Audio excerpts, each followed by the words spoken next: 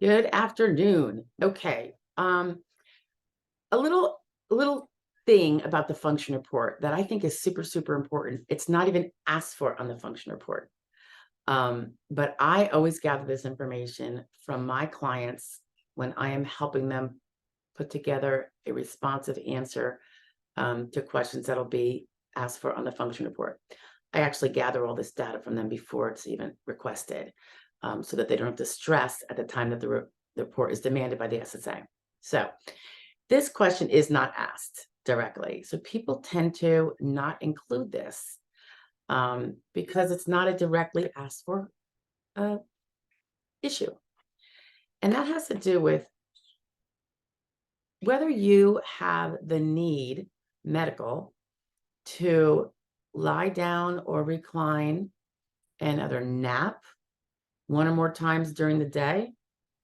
You know, the typical hours during a day when one might be at a 9 to 5 job, or elevate the legs due to edema, swelling, pain, vascular vein issues.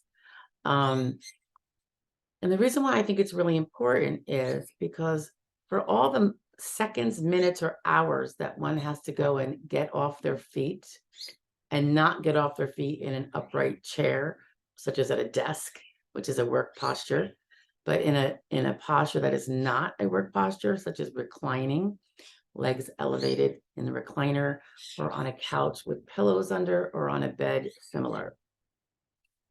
The question is not asked for, but for all the time that you may need to do that is time that you would not be working at your workstation, right? If you're at a work environment. So I get that information from each and every one of my clients so that we know if they should be putting that in their function report, because where would it go? Of all places, it could go on number 5, where it asks you why you can't work a full-time job.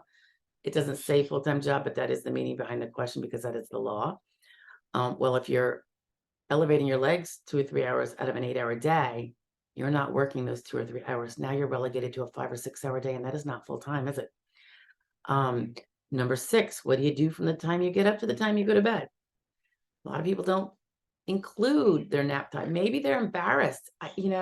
It's not the time to be embarrassed and not include the things that you are less than pleased about your current condition or your current choice of activities, if you even want to call it a choice. If you have to go and recline, which may mean you fall asleep, maybe you don't, maybe you're listening to music, maybe you're watching TV, maybe you're reading a book, maybe you are just closing your eyes and being quiet and resting, maybe you're meditating, or maybe you are sleeping. But the point is, that's part of your day and it needs to be included. Now, to take it even further, you might be doing it, but you've never discussed it with your doctor, or your doctor has never included in his medical records that he recommends that, yes, indeed, you should be doing this if your legs or your back gets painful, or your head's starting to explode, or you have significant leg swelling, edema, vascular issues in the legs. So if that is the case, not only would I suggest you discuss it because it's a responsive and accurate piece of information for your function report, but I would also speak to your doctor. And again, I have a different video on not blabbing about the fact that you have a disability claim, because some medical providers or their office staff do not take kindly to it, and they might throw a little sabotaging dig into your records. I've seen it before. So you can otherwise message your doctor through the portal, tell him how you've been, feeling the need to do this and it's helping a little bit, but not enough. Does he think it's a good idea to do it? Should you be doing it a little bit more? Should you be doing it whenever there's edema, which happens 4 times a day? Or after 1 hour of being on your feet or sitting upright, your legs start to swell, or your feet start to swell, your ankles. Do you recommend this? And you can even point out, it could be a piece of medical literature by Mayo Clinic about, leg elevation. Mayo Clinic advises this for this condition. Do you agree? Should I be doing this? And as of now, I'm doing it about 2 hours total a day, but I think I need to do a little bit more because it's still, you know, getting bad at those times, but a little bit more might make it less. And try to get in writing from him. And this is why I say to do it in the portal messaging. You can call and ask or ask your office visit, but a lot of times they'll tell you something and they don't even mention it in the records. So guess what happens? I've absolutely seen it in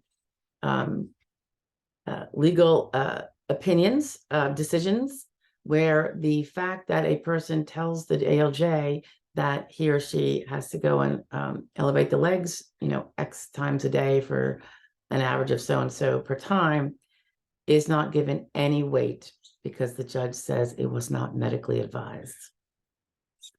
I find that to be pathetic, but it's what they do. Some of them, maybe all of them, don't know. But if it is medically advised, you want that to be in writing, so in the record. So if you message the doctors, presumably they will message you back with the response, and there you have it. If they call you instead, or have their secretary or somebody call you to tell you, got your message, yeah, you should do this, or no, you should. If they tell you should be doing it, I would then go back to the message and say, hey, Dr. Jones, I got a message from your office in response to my question. So just to make sure I understood properly, yes, I should be elevating my legs as needed. And right now, as we discussed, I'm doing it 3 times a day for 30 minutes, but it doesn't seem to be enough. So I'm going to increase that to 4 times, maybe a little less stretch in between. But that's ways to make sure that everyone is on the same page, and that the judge then will also be on the same page, because now the provider has discussed it in a manner that is documented, instead of just, floating out of space. Nothing that we say holds any water for the most part, unless it's also noted in the medical records most of the time. Okay. So that is just something that I think you all need to consider if that is part of your impairment and part of your home remedy, the leg elevation. And speak to your doctor, make sure that it's somehow recorded as being recommended, if it is recommended. If he doesn't recommend it and he says, no, you don't need to do that, the leg swelling, just fine, let it go. I don't think he's going to say that, but again, but you need to get everything that you need to be in writing from your doctor, because coming from you at the time of hearing is not going to hold a lot of water usually. And that is a really important piece of evidence, because it defines how much of your day you're not going to be working, even if you did go to a job, because you should be elevating it. It's medically recommended. Okay.